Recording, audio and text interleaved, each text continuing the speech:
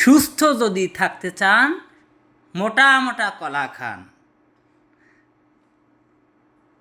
কলা খেলে সুস্বাস্থ্য মেলে। আম খাইবেন বেশি বেশি, মনে থাকবেন হাসি খুশি। দিবেন কঠিন ঘুম, যাদের চোখে ঘুম নাই বেশি বেশি আম খাবেন, দেখবেন যে ঘুম কাকে বলে, কত প্রকার আর কি কি। আর কলা খাবেন, শরীরে আপনার পর্যাপ্ত পরিমাণে কোষ বৃদ্ধি পাবে, লিভার ফাংশন ভালো থাকবে, আর চেহারা দিন দিন সালমান খান হয়ে যাবে।